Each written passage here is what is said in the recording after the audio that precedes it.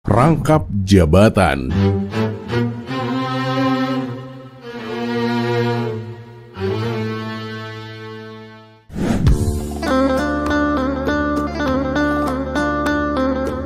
Assalamualaikum warahmatullahi wabarakatuh. Semoga semua kebaikan terlimpah kepada kita semua. Amin ya rabbal alamin. Alkisah, Menteri Istana bagian keuangan tiba-tiba meninggal dunia karena serangan jantung. Hal ini tentu membuat Baginda Raja kaget sekaligus kebingungan. Pasalnya mencari pengganti posisi itu bukanlah perkara yang mudah. Harus orang yang benar-benar jujur. Maka Baginda Raja pun segera mengadakan rapat dadakan. Semua pejabat istana dipanggil, termasuk Abu Nawas. Setelah semuanya berkumpul di aula istana, Baginda Raja mengutarakan alasan rapat tersebut. Kita harus segera mencari sosok pengganti yang pantas untuk menduduki jabatan sebagai Menteri Keuangan. Apakah di antara kalian ada yang bisa memberikan solusi? Mendengar itu, salah satu menteri istana yang terkenal licik segera angkat bicara. Ampun Paduka yang mulia, kalau diperkenankan saya bersedia untuk rangkap jabatan Paduka. Baginda Raja pun terkejut mendengar hal itu. Tapi kamu kan sudah punya tugas sendiri. Kamu ini adalah Menteri Pembangunan. Tugasmu hanya mengurusi pembangunan kota Baghdad. Menteri itu pun menjawab dengan licik. Justru itu, Paduka yang mulia. Kalau keuangan kerajaan dibawa kendali saya, tugasku sebagai Menteri Pembangunan akan lebih mudah, Paduka. Baghdad pasti akan menjadi kota yang indah dan modern. Baginda Raja pun kembali bertanya, apakah kamu yakin mampu merangkap dua jabatan sekaligus? Dengan penuh rasa percaya diri, sang menteri pun menjawab, tentu saya mampu, Paduka yang mulia. Awalnya Baginda Raja percaya dan hampir saja melantik dia sebagai Menteri Keuangan. Akan tetapi Abu Nawas menangkap gelagat yang tidak baik. Dalam hati ia berkata, wah bahaya ini. Kalau dia merangkap jabatan, uang kerajaan pasti akan dengan mudah dikorupsi. Abu Nawas pun segera mencegahnya. Tunggu dulu Paduka yang mulia. Saya tidak yakin kalau Tuan Menteri ini bisa merangkap jabatan. Malah saya juga tidak yakin Tuan Menteri ini benar-benar pintar. Bahkan mungkin unta saya saja lebih pintar darinya. Perkataan Abu Nawas itu tentu saja membuat sang menteri marah. Kurang ajar kamu Abu Nawas. Bisa-bisanya membandingkan aku dengan unta bodohmu itu. Unta itu hanya tahu membawa beban berat dan sama sekali tidak bisa berpikir. Namun Abu Nawas pun membalas dengan tenang. Ya, memang benar, untaku hanya membawa beban berat. Tapi justru karena itulah ia lebih cerdas daripada kamu. Ia tak pernah meminta beban lain selain yang sudah dibawanya. Lah, sedangkan kamu, satu beban saja belum tentu amanah, malah bernafsu ingin memikul tanggung jawab baru. Bukankah itu perbuatan yang bodoh? Mendengar penjelasan Abu Nawas itu, Baginda Raja akhirnya sadar dan mengurungkan niatnya melantik sang menteri licik tersebut.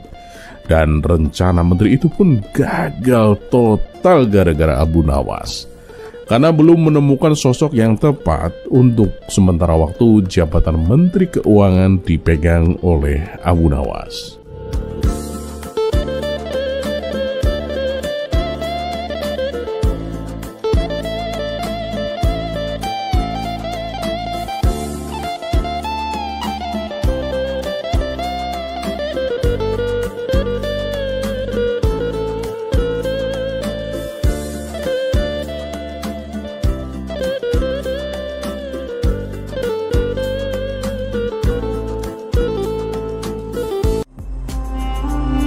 Kisah selanjutnya, rapuh.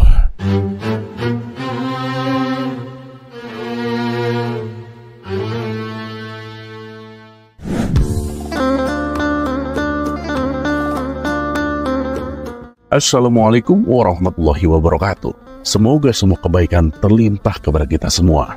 Amin ya rabbal alamin. Di suatu sore yang cerah, Abu Nawas dan kawan-kawan berkumpul di warung.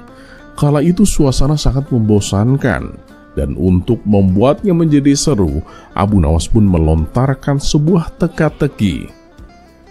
Menurut kalian, sesuatu apa yang paling rapuh, sehingga bila menyebut namanya saja bisa pecah? Tanya Abu Nawas. Hadiah apa yang akan kami dapatkan kalau bisa menebaknya? Sahut kawan-kawannya. Jika kalian bisa menebaknya, aku akan mentraktir kalian semua, jawab Abu Nawas. Mereka pun mulai berpikir keras untuk mencari jawaban. Abu Jahil yang saat itu juga ikut berkumpul tampak serius memikirkannya. Namun sudah 1 jam berlalu, tak seorang pun berhasil menemukan jawabannya. Abu Jahil pun akhirnya penasaran. Abu Nawas, mana ada sesuatu yang rapuh bila disebut namanya bisa, kalau disentuh bisa pecah itu mungkin ada. Sepertinya teka-tekimu tidak masuk akal, kata Abu Jahil. Kalau tidak tahu bilang aja nggak tahu, ledek Abu Nawas. Mendengar itu Abu Jahil pun agak emosi. Coba beritahu aku apa jawabannya. Aku kira tidak mungkin ada. Kalau jawabanmu masuk akal, aku akan memberimu 10 dinar. Tapi kalau ternyata tidak masuk akal, kamu harus mentraktir kita semua dan juga memberiku 10 dinar, tantang Abu Jahil. Baik, aku setuju, balas Abu Nawas. Jawabannya adalah kesunyian. Kesunyian akan pecah oleh suaramu saat menyebut namanya, jelas Abu Nawas. Jawaban tersebut membuat Abu Jahil tak bisa membantahnya. Ia pun dengan berat hati menyerahkan 10 dinar kepada Abu Nawas.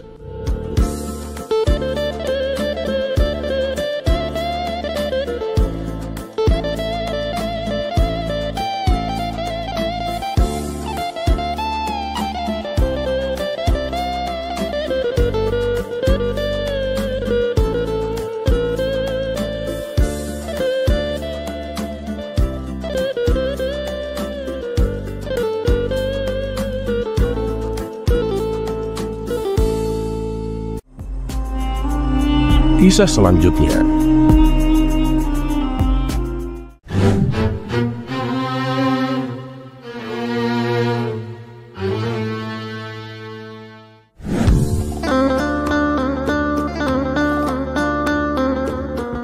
Suatu ketika Abu Nawas mengalami kesusahan ekonomi, sehingga untuk mencukupi kebutuhannya sehari-hari, ia terpaksa akan menjual barang-barang yang ada di rumahnya. Tapi ia bingung, barang apa yang bisa laku dijual. Setelah mengamati seisi ruangan rumah, matanya tertuju pada sebuah guci tua. Guci tersebut merupakan barang antik peninggalan dari mendiang ayahnya. Akhirnya ia pun terpaksa membawa guci itu ke toko barang antik. Tuan, aku mau menjual guci ini, kata Abu Nawas kepada pemilik toko. Ketika si pemilik toko melihat guci tersebut, si pemilik toko merasa takjub. Wah, ini kan barang antik. Udah sangat langka guci seperti ini. Pasti harganya mahal, pikir si pemilik toko. Namun karena sifat serakahnya, terbesit niat si pemilik toko untuk menipu Abu Nawas. Ini sih guci biasa Abu Nawas, mana laku dijual, kata si pemilik toko berpura-pura. Mendengar hal itu, Abu Nawas pun kecewa dan hendak kembali pulang. Tapi tiba-tiba si pemilik toko mencegahnya. Abu Nawas, memangnya kamu sedang butuh uang sampai-sampai kamu jual guci? Baiklah, aku akan beli gucimu, ujar si pemilik toko. Tapi katamu ini guci biasa, memangnya bisa laku berapa? Tanya Abu Nawas. Ya paling cuma 5 dinar lah, itu pun kalau kamu mau. Karena kan tujuanku membeli guci itu semata-mata hanya untuk menolongmu Abu Nawas, ujar si pemilik toko. Akhirnya keduanya pun sepakat. Guci Abu Nawas terjual dengan harga 5 dinar. Beberapa hari kemudian, Abu Nawas dipanggil Baginda Raja untuk datang ke istana. Maka berangkatlah ia memenuhi panggilan rajanya itu. Singkat cerita, sampailah Abu Nawas ke istana dan menghadap baginda raja. "Abu Nawas, tempo hari istriku membeli sebuah guci di toko antik. Aku lihat-lihat guci itu persis seperti guci milik mendiang ayahmu. Memang kamu menjualnya?" tanya baginda raja. "Iya Paduka, saya menjualnya karena sedang butuh uang," jawab Abu Nawas. "Oh, ya sudahlah. Berapa kamu menjualnya?" tanya baginda raja kembali.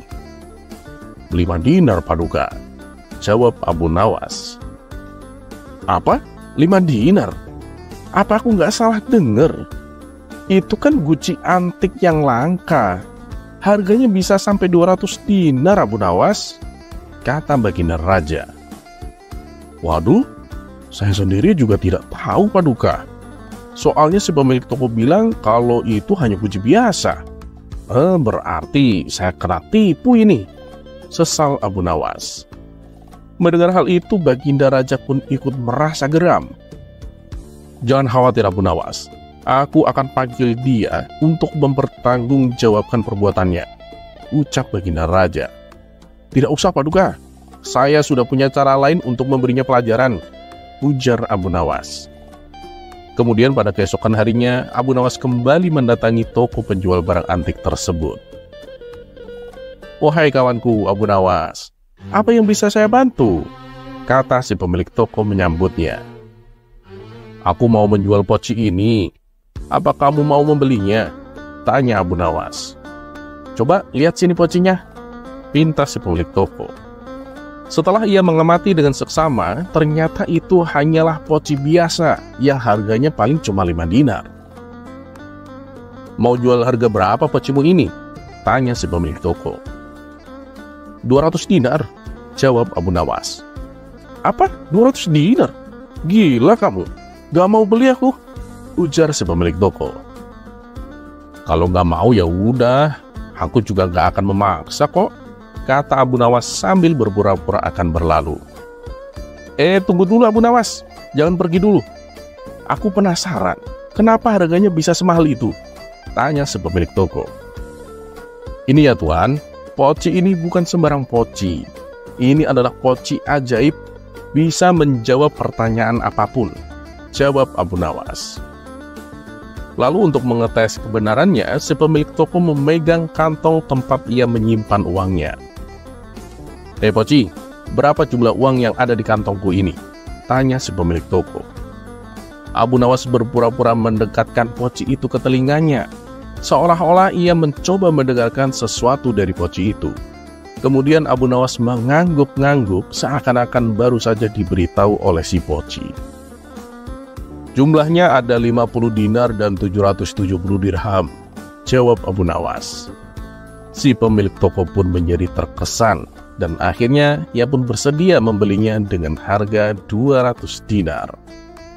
Setelah transaksi selesai, Abu Nawas pun lalu pulang dengan membawa uang 200 dinar. Tidak berapa lama kemudian, selepas kepergian Abu Nawas, si pemilik toko mencoba menghitung kembali uang yang ada di kantongnya. Ternyata jumlahnya tidak sesuai dengan jawaban Abu Nawas. Dia bilang jumlahnya 50 dinar dan 770 dirham. Lah ini ternyata jumlahnya 67 dinar dan 400 dirham. Kurang ajar, Abu Nawas telah menipuku, pikir si pemilik toko dengan penuh amarah. Ia pun segera pergi mendatangi rumah Abu Nawas. "Ya Abu Nawas, kamu penipu. Jumlah uang yang kamu sebutkan tidak sesuai dengan isi kantongnya," hardik si pemilik toko. Tapi dengan entengnya Abu Nawas menjawab, "Loh, kamu kan bertanya kepada Poci, bukan kepada aku. Poci itu memang tidak pernah berbohong. Yang kamu dengar itu kan jawaban dariku, bukan dari Poci," jelas Abu Nawas. "Tapi yang kamu bilang tadi bukannya kamu dengar dari Pocimu?" kata si pemilik toko bertambah geram. Tunggu dulu, saya nggak pernah bilang seperti itu loh. Kamunya aja yang salah paham," ujar Abu Nawas. "Kurang ajar kamu Abu Nawas. Akan aku adukan kamu ke baginda raja, biar kamu ditangkap dan dihukum," ancam si pemilik toko. "Nah, kebetulan sekali, ayo kita ke istana sekarang." Di sana kamu akan menjumpai guci yang telah aku jual kepadamu, dan kedatanganmu sudah ditunggu-tunggu oleh Baginda Raja, timpal Abu Nawas. Sialan, berarti Abu Nawas sudah tahu kalau aku telah menipunya. Ternyata tempo hari wanita yang membeli guci adalah wanita suruhan permaisuri, pikir si pemilik toko. Gimana, kita jadi ke istana apa enggak nih? Ledek Abu Nawas. Tanpa berkata sepatah kata pun, si pemilik toko langsung ngeloyor pergi meninggalkan rumah Abu Nawas.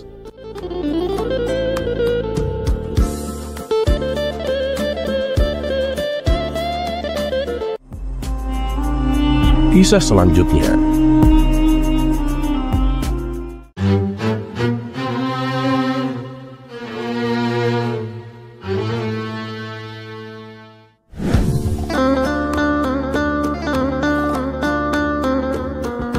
Pada kisah sebelumnya, kita sudah berkenalan dengan salah satu murid Abu Nawas yang cerdik tapi agak sedikit badung. Dan yang lebih anehnya lagi, ia nggak mau masuk surga. Dan pada kisah kali ini, kita akan menghadirkan kembali murid fenomenal itu. Jadi langsung saja kita sambut Ali Mustafa. Kisah ini bermula pada suatu ketika di sela waktu senggangnya, Abu Nawas berdiskusi dengan Ali Mustafa. Si Ali bertanya, "Tuan Guru, ada sesuatu yang mengganjal pikiran saya, Tuan.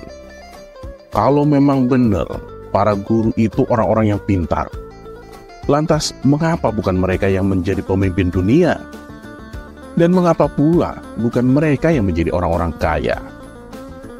Abu Nawas hanya tersenyum. Tanpa mengeluarkan sepatah kata pun, ia lalu masuk ke ruangan dan keluar sambil membawa sebuah timbangan. Timbangan tersebut lantas diletakkannya persis di atas meja.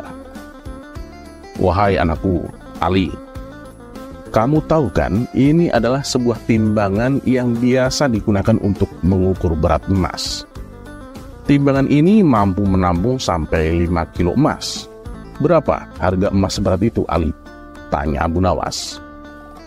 "Emas 5 kilo, kira-kira sekitar 100 dinar, Guru," jawab Ali Mustafa. "Baiklah anakku, sekarang coba bayangkan. Seandainya ada orang yang datang kepadamu membawa timbangan ini dan ingin menjualnya seharga emas 5 kilo. Apakah kamu mau membelinya?" tanya Abu Nawas kembali. "Timbangan ini kan harganya cuma 10 dinar, Guru." "Ya, saya nggak maulah. Lagian mana ada yang mau, Tuan Guru," jawab Ali Mustafa. "Nah Ali, sekarang kamu sudah mendapatkan pelajaran. Ketahuilah bahwa kalian, para murid, itu seperti emas. Dan kami, para guru, adalah timbangan akan bobot prestasimu. Kalianlah yang seharusnya menjadi perhiasan dunia ini. Satu lagi pertanyaanku, Ali.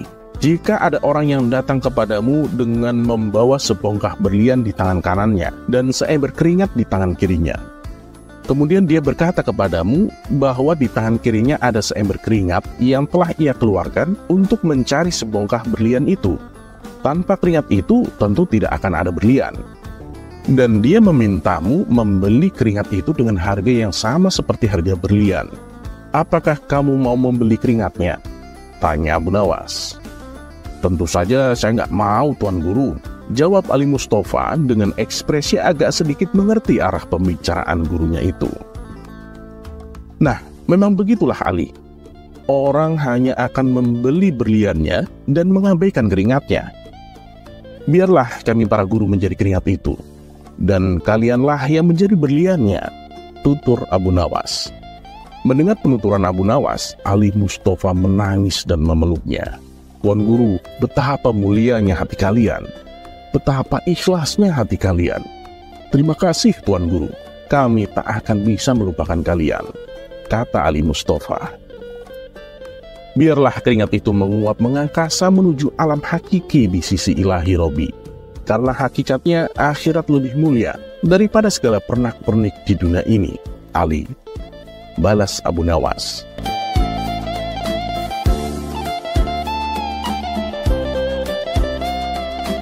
Terlepas apakah cerita ini adalah cerita fiksi atau kenyataan, sebagai seorang yang beradab, sudah sewajibnya kita menghargai segala jasa guru-guru kita, yang artinya semua orang yang mengajarkan ilmu apapun kepada kita, baik secara langsung ataupun tidak. Semoga bermanfaat, dan seperti biasa, terima kasih. Wassalamualaikum warahmatullahi wabarakatuh.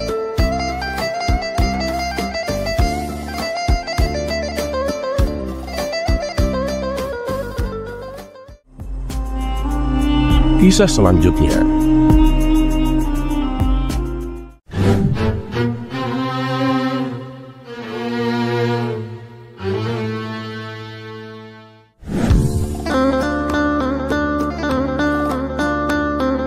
Pada suatu hari, Baginda Raja memanggil Abu Nawas ke istana. Baginda Raja yang selalu terkesan dengan cara berpikir Abu Nawas, kali ini memiliki pertanyaan yang menurutnya akan sulit dijawab. Abu Nawas, katakan kepadaku, seberapa pentingkah kita menghormati seorang Habib keturunan Nabi? Dan apa hukum yang mengatur hal ini? Tanya Baginda Raja sambil tersenyum, menunggu jawaban cerdas dari Abu Nawas. Abu Nawas tersenyum dan kemudian menjawab, Paduka, pertanyaan Anda ini sangat bijaksana, dan saya sungguh tak menduga dengan pertanyaan ini. Dan pembahasan dari pertanyaan Paduka ini sangat berbahaya, dan bisa saja menimbulkan banyak pertentangan. Tapi berhubung Paduka yang bertanya, saya akan berusaha sebaik mungkin untuk menjawabnya. Menghormati seorang Habib keturunan Nabi memang penting Paduka. Tetapi ada cara untuk memahami seberapa pentingnya itu. Baginda Raja yang penasaran kemudian bertanya, lalu bagaimana caranya kita mengetahui seberapa penting menghormati mereka, Abu Nawas? Abu Nawas mengangguk pelan dan kemudian berkata, Paduka, untuk menjawab pertanyaan ini kita perlu melakukan sebuah eksperimen sederhana. Mari kita undang dua orang Habib ke istana. Satu yang benar-benar keturunan Nabi dan satu lagi yang hanya mengaku-ngaku saja. Baginda Raja pun setuju dan Abu Nawas memerintahkan pengawalnya untuk mencari dua orang Habib tersebut. Setelah beberapa waktu, dua orang Habib itu dihadirkan di hadapan Baginda Raja dan Abu Nawas. Abu Nawas mulai berbicara. Paduka, coba kita perhatikan sikap dan perilaku mereka. Seorang Habib asli akan menunjukkan sifat-sifat mulia, sementara Habib yang palsu akan terjebak dalam kepura-puraan Paduka. Nah, untuk menguji mereka, kita akan membuat sebuah skenario. Coba kita memberi masing-masing dari mereka sekantong emas. Habib asli pasti akan menggunakan emas tersebut untuk kebaikan. Sedangkan Habib palsu mungkin akan menunjukkan sifat serakahnya. Baginda Raja setuju dengan eksperimen tersebut. Sekantong emas diberikan kepada masing-masing Habib. Habib pertama yang asli segera mengucapkan syukur dan berkata bahwa ia akan menggunakan emas tersebut untuk membantu fakir miskin dan membangun fasilitas umum.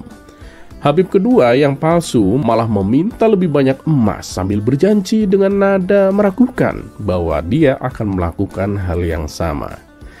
Melihat hal ini, Baginda Raja tertawa terbahak-bahak dan kemudian berkata, Abu Nawas, kamu benar. Habib asli itu menunjukkan sifat-sifat yang mulia, sementara Habib palsu terungkap dengan sifat serakahnya. Abu Nawas tersenyum dan kemudian menambahkan, Paduka yang mulia, hukum menghormati seorang Habib keturunan Nabi adalah menghormati mereka yang benar-benar menunjukkan sifat-sifat mulia dan keteladanan. Jika mereka hidup sesuai dengan ajaran Nabi, maka mereka memang pantas dihormati. Tapi jika mereka hanya mengaku-ngaku dan tidak menunjukkan akhlak yang baik, maka kita harus bijak dalam menghormati mereka. Baginda Raja mengangguk, tersenyum dan kemudian berkata, Abu Nawas, engkau selalu punya cara untuk mengajarkan sesuatu dengan humor dan kebijaksanaan. Hari ini aku belajar banyak darimu.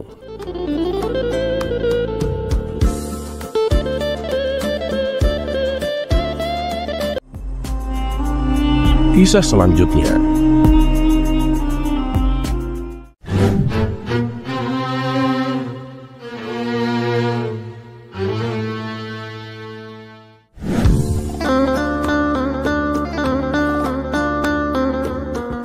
Pada suatu hari, Baginda Raja memanggil Abu Nawas ke istana. Baginda Raja yang selalu terkesan dengan cara berpikir Abu Nawas, kali ini memiliki pertanyaan yang menurutnya akan sulit dijawab.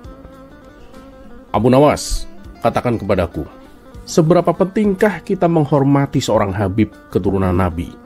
Dan apa hukum yang mengatur hal ini? Tanya Baginda Raja sambil tersenyum, menunggu jawaban cerdas dari Abu Nawas. Abu Nawas tersenyum dan kemudian menjawab, Paduka, pertanyaan Anda ini sangat bijaksana, dan saya sungguh tak menduga dengan pertanyaan ini. Dan pembahasan dari pertanyaan Paduka ini sangat berbahaya, dan bisa saja menimbulkan banyak pertentangan. Tapi berhubung Paduka yang bertanya, saya akan berusaha sebaik mungkin untuk menjawabnya. Menghormati seorang Habib keturunan Nabi memang penting, Paduka. Tetapi ada cara untuk memahami seberapa pentingnya itu. Baginda Raja yang penasaran kemudian bertanya, lalu bagaimana caranya kita mengetahui seberapa penting menghormati mereka, Abu Nawas? Abu Nawas mengangguk pelan dan kemudian berkata, Paduka, untuk menjawab pertanyaan ini, kita perlu melakukan sebuah eksperimen sederhana. Mari kita undang 2 orang Habib ke istana. Satu yang benar-benar keturunan Nabi dan satu lagi yang hanya mengaku-ngaku saja. Baginda Raja pun setuju dan Abu Nawas memerintahkan pengawalnya untuk mencari 2 orang Habib tersebut. Setelah beberapa waktu, 2 orang Habib itu dihadirkan di hadapan Baginda Raja dan Abu Nawas. Abu Nawas mulai berbicara. Paduka, coba kita perhatikan sikap dan perilaku mereka. Seorang Habib asli akan menunjukkan sifat-sifat mulia, sementara Habib yang palsu akan terjebak dalam kepura-puraan, Paduka. Nah, untuk menguji mereka, kita akan membuat sebuah skenario. Coba kita memberi masing-masing dari mereka sekantong emas. Habib asli pasti akan menggunakan emas tersebut untuk kebaikan, sedangkan Habib palsu mungkin akan menunjukkan sifat serakahnya. Baginda Raja setuju dengan eksperimen tersebut. Sekantong emas diberikan kepada masing-masing Habib. Habib pertama yang asli segera mengucapkan syukur dan berkata bahwa ia akan menggunakan emas tersebut untuk membantu fakir miskin dan membangun fasilitas umum. Habib kedua yang palsu malah meminta lebih banyak emas sambil berjanji dengan nada meragukan bahwa dia akan melakukan hal yang sama. Melihat hal ini, Baginda Raja tertawa terbahak-bahak dan kemudian berkata, Abu Nawas, kamu benar. Habib asli itu menunjukkan sifat-sifat yang mulia, sementara Habib palsu terungkap dengan sifat serakahnya. Abu Nawas tersenyum dan kemudian menambahkan, Paduka yang mulia, hukum menghormati seorang Habib keturunan Nabi adalah menghormati mereka yang benar-benar menunjukkan sifat-sifat mulia dan keteladanan. Jika mereka hidup sesuai dengan ajaran Nabi, maka mereka memang pantas dihormati. Tapi jika mereka hanya mengaku-ngaku dan tidak menunjukkan akhlak yang baik, maka kita harus bijak dalam menghormati mereka. Baginda Raja mengangguk, tersenyum dan kemudian berkata, Abu Nawas, engkau selalu punya cara untuk mengajarkan sesuatu dengan humor dan kebijaksanaan. Hari ini aku belajar banyak darimu.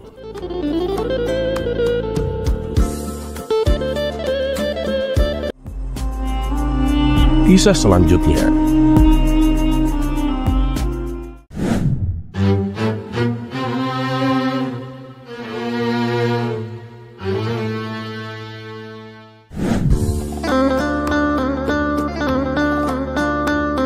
Suatu hari, seluruh pegawai istana diberitahu untuk berkumpul di istana oleh Baginda Raja bersama para menteri.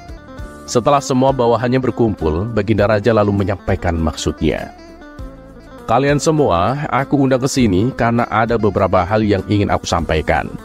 Yang pertama, aku ucapkan terima kasih kepada kalian karena selama ini kalian telah bekerja keras membantu mengurus negeri kita yang tercinta ini, kata Baginda Raja. Dan yang kedua, hari ini adalah hari jadi negeri kita. Sebagai tanda terima kasihku, kalian semua akan mendapatkan hadiah. Lanjutnya, mendengar hal itu para menteri bersorak kegirangan. Terima kasih Paduka yang mulia, kata salah seorang menteri. Di tengah suasana penuh kegembiraan, tiba-tiba salah satu menteri bertanya, Paduka yang mulia, bukankah Abu Nawas juga sering membantu menangani masalah yang ada di dalam negeri kita? Dia juga sering menghibur Paduka, tapi kenapa dia tidak diundang Paduka? Seketika Baginda Raja tersadar bahwa dirinya hampir saja melupakan seseorang yang sangat dikaguminya. "Wah, terima kasih kamu telah mengingatkanku," kata Baginda Raja, dan kemudian memerintahkan beberapa pengawal untuk segera memanggil Abu Nawas. Tidak lama kemudian, datanglah Abu Nawas ke istana menghadap Baginda Raja. Sesaat Abu Nawas sempat terkejut karena ia melihat seluruh menteri istana berkumpul tanpa ada satupun yang absen. "Ampun Paduka yang mulia, ada gerangan apa Paduka memanggil hamba? Sepertinya ada masalah yang serius," tanya Abu Nawas. "Ah, tidak ada masalah apa-apa Abu Nawas. Justru ini adalah hari yang penuh kebahagiaan," balas Baginda Raja. "Alhamdulillah kalau begitu Paduka. Tapi ada tujuan apa hamba dan semuanya diperintah menghadap Paduka?" tanya Abu Nawas kembali. Baginda Raja lalu memberitahu bahwa ia akan memberikan hadiah kepada semua menteri, termasuk Abu Nawas. Hadiah tersebut sebagai wujud terima kasih kepada orang-orang yang telah berjasa ikut andil mengurus negeri dan rakyatnya. Kemudian Baginda Raja mengajak Abu Nawas dan semua menteri memasuki ruangan besar yang penuh perhiasan emas. "Saat ini, kuhadirkan kepada kalian sebuah kebebasan sampai waktu yang telah aku tentukan. Silahkan, peganglah harta yang besar yang ada di dalam ruangan ini. Dan apa yang berhasil kalian pegang akan menjadi milik kalian," titah Baginda Raja. Spontan, para menteri berhamburan mencari sesuatu yang disenangi masing-masing, berebut menyentuh perhiasan paling besar agar bisa menjadi miliknya. Sementara itu, Abu Nawas hanya terdiam. Ia sama sekali tidak ikut memperebutkan hadiah dan tetap berdiri di samping Baginda Raja. Melihat hal itu, Baginda Raja bertanya, "Abu Nawas, kenapa kamu diam saja? Kamu tidak butuh hadiah emas?" Ditanya seperti itu, tanpa diduga, Abu Nawas tiba-tiba memeluk Baginda Raja erat-erat hingga Baginda Raja hampir tidak bisa bergerak. Baginda Raja berontak sekuat tenaga dan akhirnya Abu Nawas terpental jatuh. Saat itu pula terdengar suara pengumuman bahwa waktu yang ditentukan telah habis, dan seluruh menteri terlihat masing-masing memegang beberapa perhiasan emas yang berhasil didapatkannya. "Emas yang ada di tangan kalian sepenuhnya adalah milik kalian. Silakan dibawa pulang," kata Baginda Raja. Maka satu persatu menteri mohon undur diri dan pamit pulang. Begitu juga dengan Abu Nawas yang mohon pamit kepada Baginda Raja. "Tunggu Abu Nawas, aku masih ada urusan denganmu," ucap Baginda Raja. Baginda Raja lalu menanyakan kepada Abu Nawas perihal tingkah anehnya yang tiba-tiba memeluk dirinya. "Maaf Paduka yang mulia, semua menteri Paduka itu adalah orang-orang yang bodoh. Mereka lebih memilih beberapa harta Paduka. Padahal jika mereka memilih Paduka, niscaya mereka akan memiliki semua harta itu," jawab Abu Nawas. "Aku melihat semua harta Paduka sangat aku sukai, hingga rasanya sayang sekali jika aku hanya memilih salah satunya. Maka aku memeluk Paduka agar Paduka menjadi milikku, dan aku bisa memiliki semuanya," imbuknya sambil tersenyum. "Maksudmu bagaimana Abu Nawas?" tanya Baginda Raja kebingungan. "Begini Paduka yang mulia, kebanyakan manusia bodoh di dunia ini lebih memilih harta dunia ketimbang pemilik sejatinya, yaitu Allah SWT. Banyak manusia berlomba-lomba hanya untuk mendapatkan sebagian kecilnya saja. Padahal kalau dia mau memilih dan memiliki Allah, niscaya bukan hanya semuanya yang ada di muka bumi ini yang akan menjadi miliknya, melainkan Allah pun akan menjadi miliknya. Jika Allah telah menjadi miliknya, semuanya akan ia dapatkan. Itulah alasan mengapa hamba memeluk Paduka. Dengan begitu, hamba telah memiliki Paduka, dan kini Paduka menjadi milikku, juga termasuk istana dan harta seisinya," papar Abu Nawas sambil tertawa kecil. "Kamu memang cerdik Abu Nawas," puji Baginda Raja. "Ya sudah, sebagai hadiahnya aku persilahkan kamu untuk memilih sendiri hadiah sebanyak yang kamu inginkan." Akhirnya tanpa bersusah payah, Abu Nawas bisa mendapatkan hadiah emas yang lebih banyak daripada menteri-menteri istana.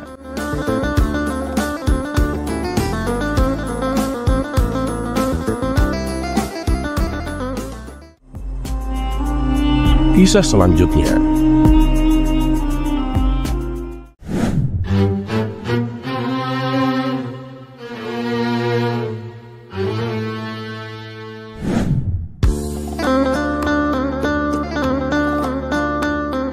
Di setiap ada permasalahan, disitulah Abu Nawas dibutuhkan.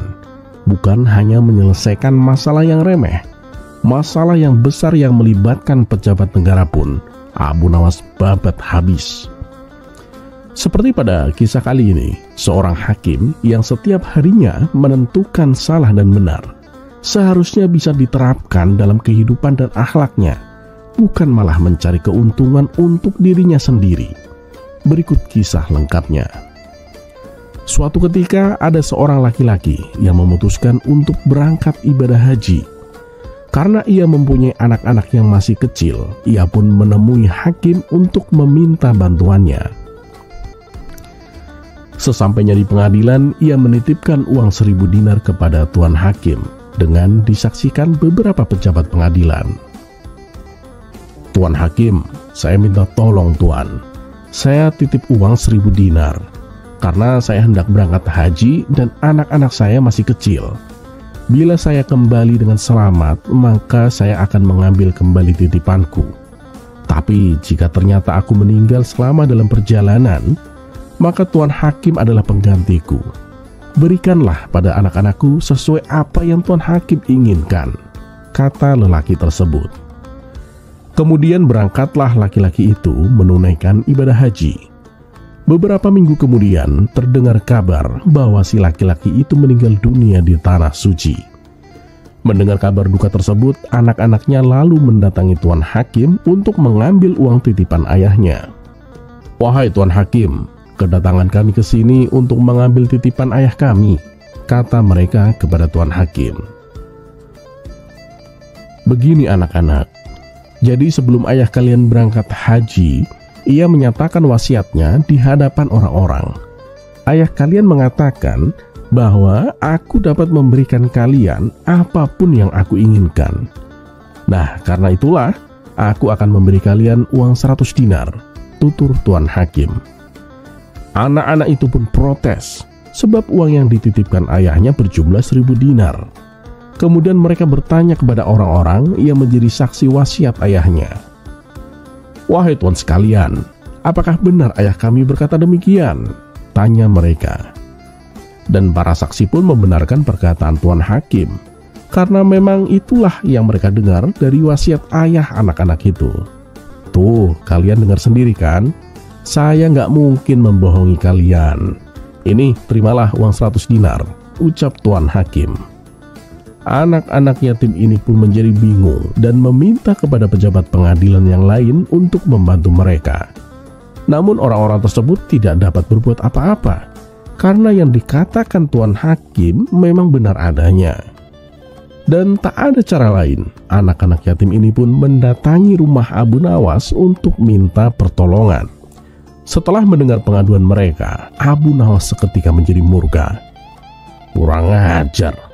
Ayo kita temui si hakim tamak itu. Akan aku bantu kalian," kata Abu Nawas.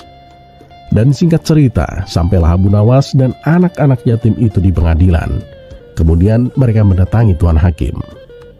"Hei hakim bejat, kenapa tidak kau berikan hak anak-anak yatim ini?" tanya Abu Nawas dengan emosi. "Tenang Abu Nawas, tenang. Aku sudah memberikan hak mereka sesuai wasiat ayahnya," jawab tuan hakim. "Sudah bagaimana? Uang yang dititipkan ayah mereka itu kan 1.000 dinar. Tapi kenapa hanya dikembalikan 100 dinar? Tanya Abu Nawas kembali. "Begini Abu Nawas, ayah mereka itu berwasiat bahwa aku dapat memberi mereka apapun yang aku inginkan. Dan wasiat tersebut juga disaksikan oleh seluruh pejabat pengadilan. Kalau kamu nggak percaya, silahkan tanya mereka. Nah, berdasarkan wasiat ayah mereka inilah, yang aku inginkan hanyalah memberi anak-anak ini 100 dinar, jawab tuan hakim. Sejenak Abu Nawas terdiam. Ia memutar otak mencari cara agar kekurangan yang 900 dinar bisa kembali didapatkan oleh anak-anak tersebut. "Oi hakim, mari kita luruskan berdasarkan ucapanmu tadi. Kamu memberikan anak-anak ini 100 dinar. Sedangkan kamu sendiri menginginkan untuk dirimu sebanyak 900 dinar. Bukankah wasiat ayah anak-anak ini mengatakan apapun yang kau inginkan, maka berikanlah pada mereka. Ya berarti berikan sisa 900 dinar kepada anak-anak ini, karena 900 dinar itulah yang kamu inginkan, jelas Abu Nawas. Tuan Hakim terkejut dengan jawaban Abu Nawas. Ia tak hanya cerdik, tapi juga pintar bermain kata-kata. Tuan Hakim tak berani membantah Abu Nawas lebih jauh, karena bisa-bisa malah nanti ia sendiri yang dinyatakan bersalah dan mendapatkan hukuman. Akhirnya Tuan Hakim pun tak berdaya dan terpaksa memberikan sisa 900 dinar kepada anak-anak yatim tersebut.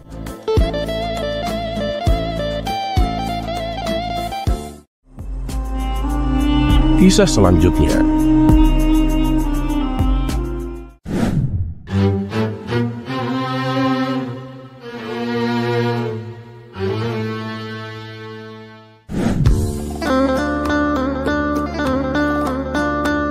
Alkisah, ada seorang hakim yang tidak menyukai Abu Nawas. Ia sering mengungkit-ungkit masa lalu Abu Nawas yang pernah tenggelam dalam kemaksiatan.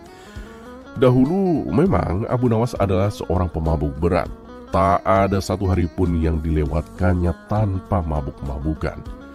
Namun seiring waktu, Abu Nawas sadar dan bertobat. Ia bertekad untuk meninggalkan kebiasaan buruknya dan ingin menghabiskan sisa hidupnya untuk mendekatkan diri kepada Allah. Namun sayangnya, meskipun sudah bertobat, masih ada saja orang yang mencelanya, termasuk hakim istana yang membencinya itu.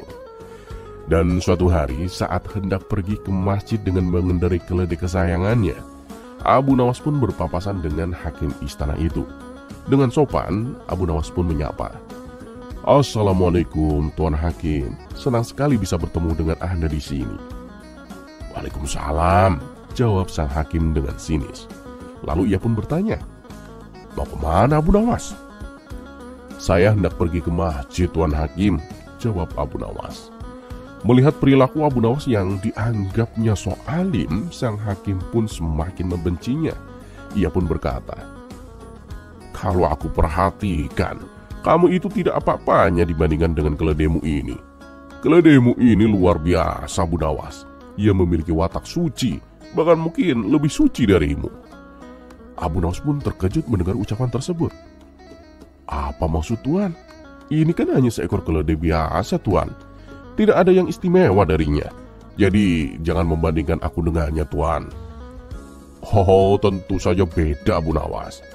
Keledaimu ini lebih suci dan lebih mulia darimu," kata sang hakim. "Apa alasan Tuan mengatakan demikian?"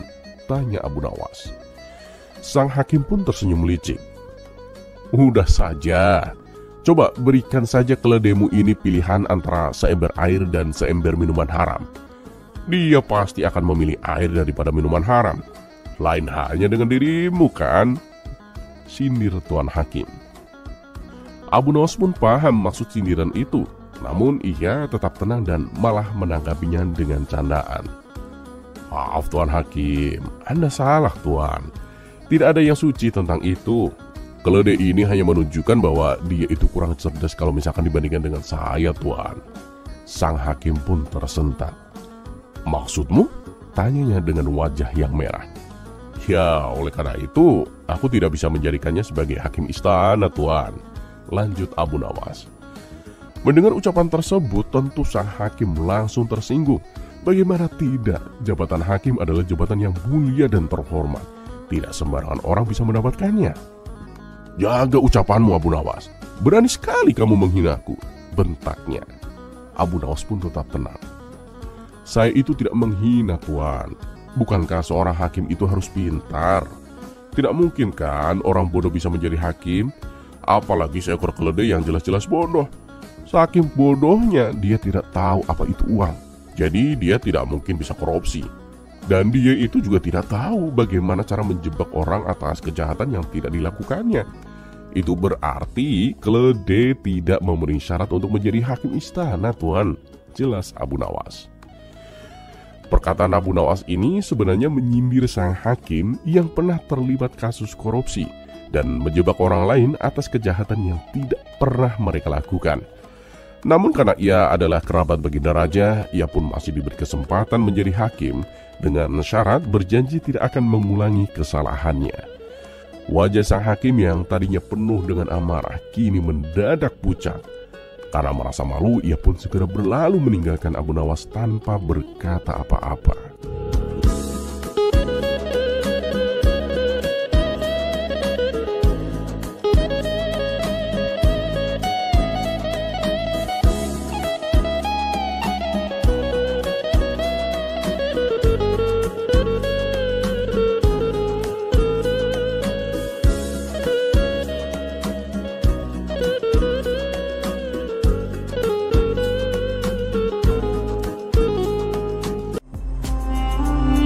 Kisah selanjutnya.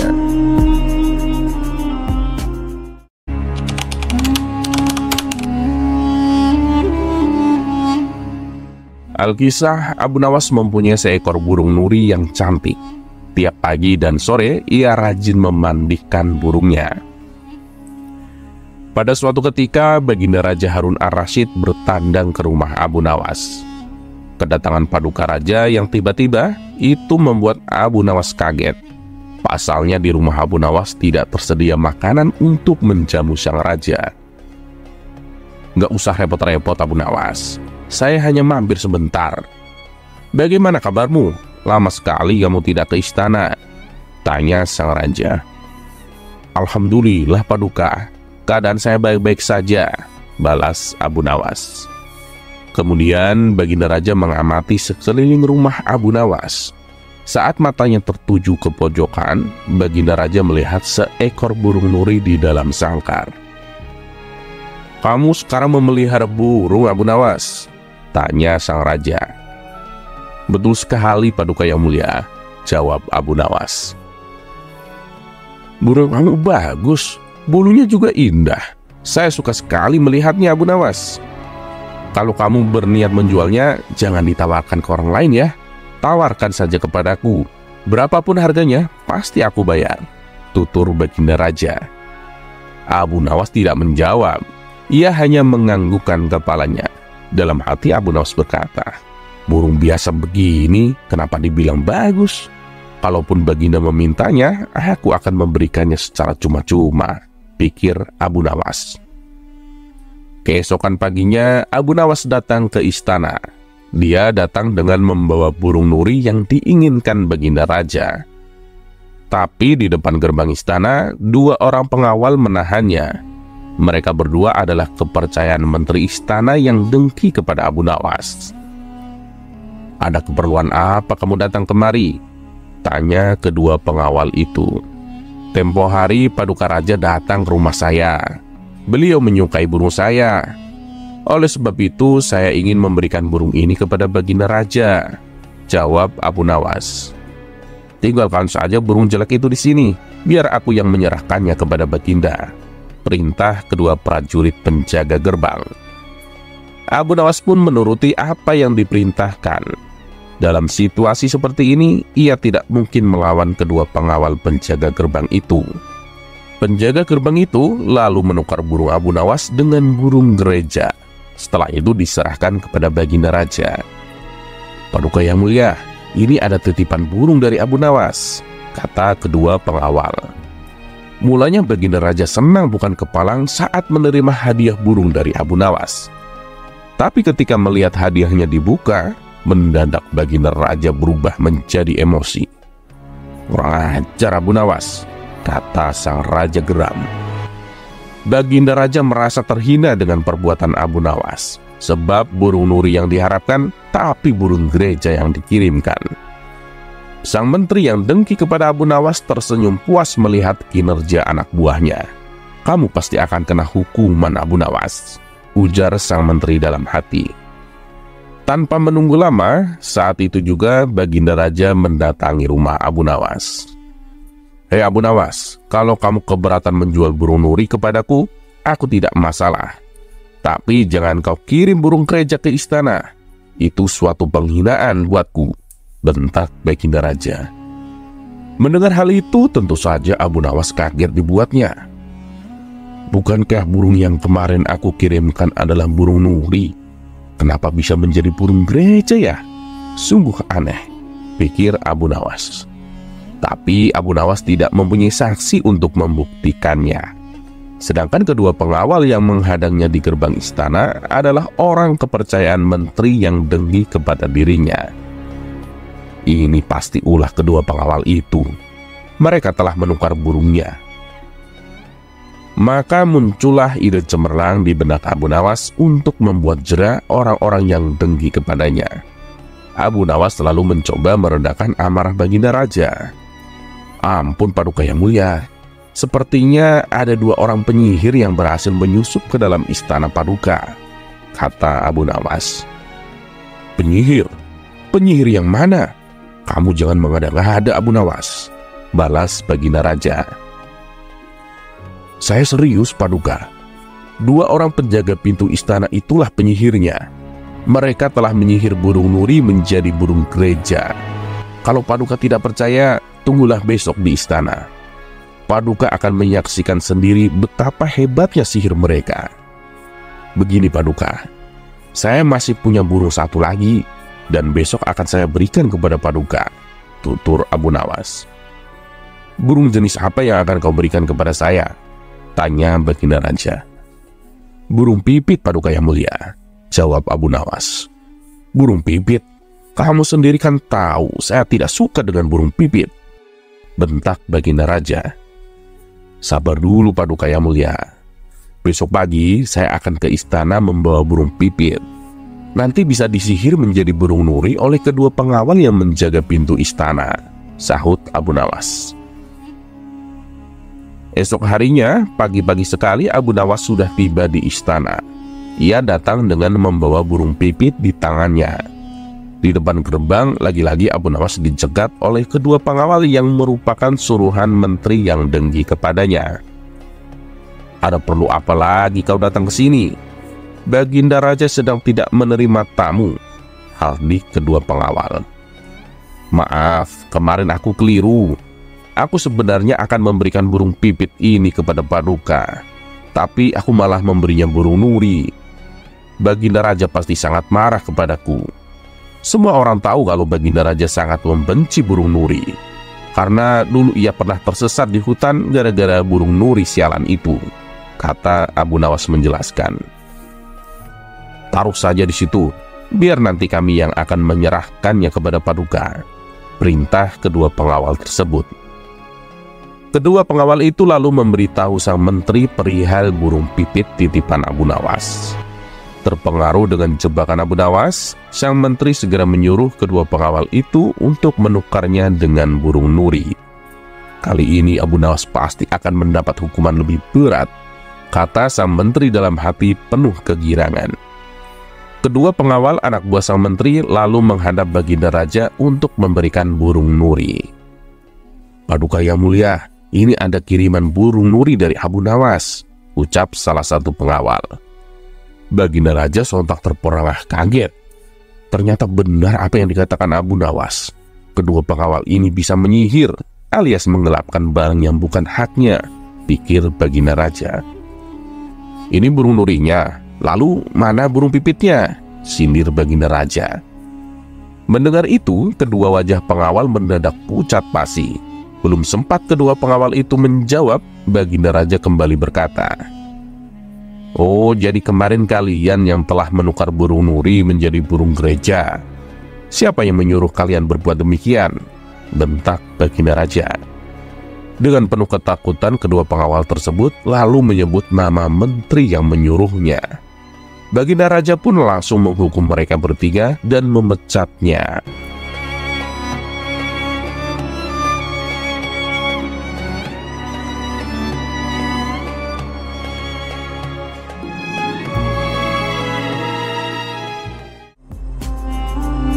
Kisah selanjutnya.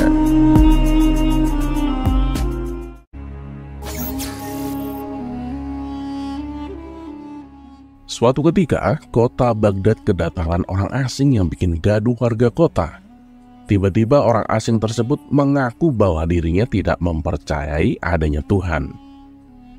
Tak hanya itu, dia juga menantang orang-orang Muslim berdebat mengenai adanya Tuhan. Kegaduhan akibat orang asing itu sampai ke telinga Baginda Raja Harun ar-Rasyid. Dinilai membuat resah masyarakat, akhirnya orang asing tersebut dipanggil ke istana oleh Baginda Raja. "Sebenarnya apa tujuanmu membuat onar di negeri kami?" tanya Baginda Raja dengan tegas. Bukannya menjawab, orang asing ini malah menantang. "Untuk apa mengaku bertuhan kalau tidak bisa menjawab pertanyaanku?" kata dia. Kemudian Baginda Raja bertanya kembali tentang kepercayaan orang asing itu kepada Tuhan. Dengan tegas orang itu menjawab bahwa dirinya tidak percaya adanya Tuhan dan tidak percaya adanya akhirat. "Tapi aku dan rakyatku percaya adanya Tuhan. Berarti keyakinan kita berbeda. Jadi kamu jangan ganggu rakyatku," kata Baginda Raja. Namun orang asing itu malah mengajukan pertanyaan yang harus dijawab. Baginda Raja pun mempersilahkan. Katanya orang Islam meyakini bahwa dunia dan seisinya adalah ciptaan Allah. Lalu siapakah yang menciptakan Allah? Bukankah sesuatu yang ada pasti ada penciptanya? Tanya orang tak dikenal itu. Sebenarnya Raja Harun ar-Rasyid bisa saja menjawab berdasarkan hadis dan Al-Quran. Tapi karena yang dihadapi adalah orang yang tidak percaya Tuhan, maka jawabannya juga harus dengan logika.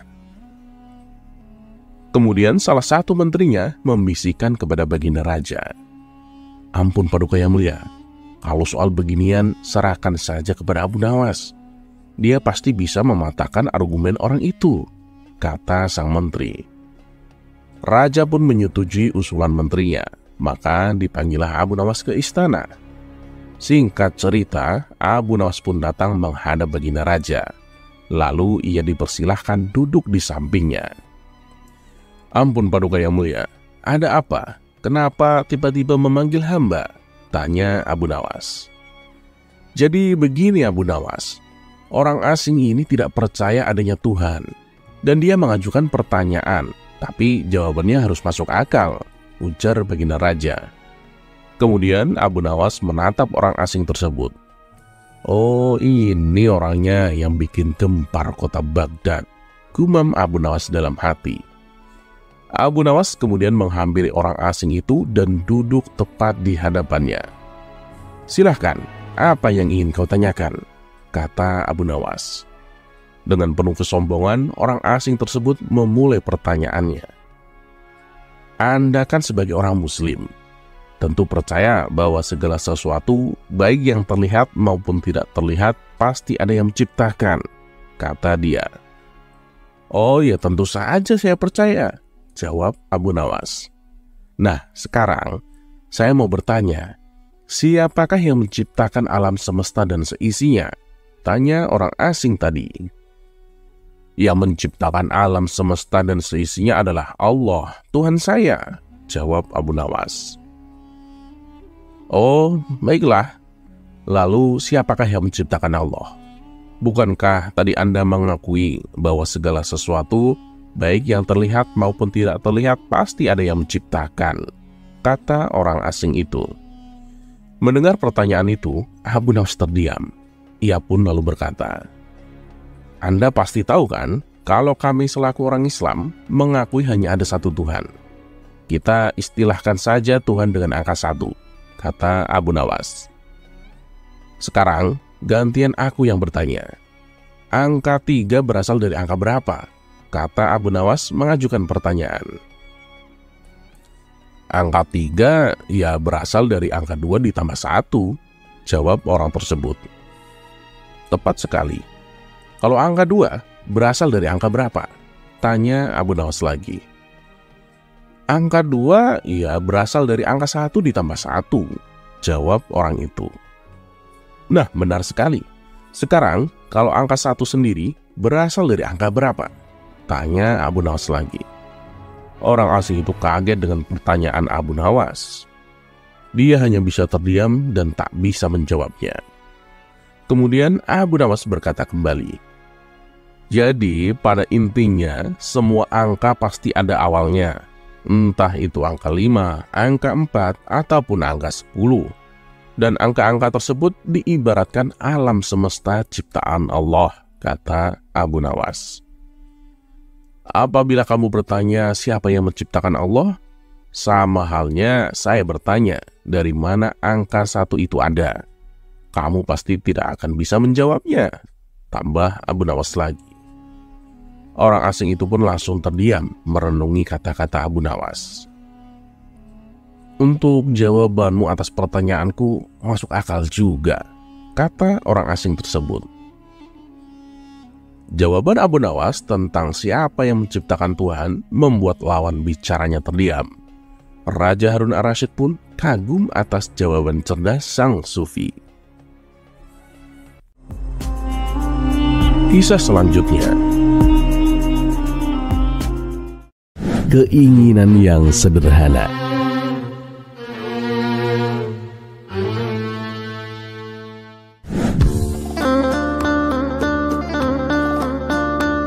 Pada suatu hari, Baginda Raja dan para menteri istana merasa jengah dengan kecerdikan Abu Nawas yang sering mengelabuhi mereka.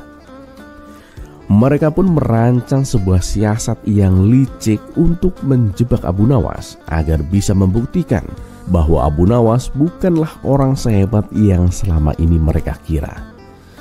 Setelah rencana tersusun dengan matang, Baginda Raja memerintahkan beberapa pengawal setianya untuk segera memanggil Abu Nawas ke istana. Kali ini kamu pasti akan kalah, Abu Nawas, pikir Baginda Raja dengan penuh rasa percaya diri.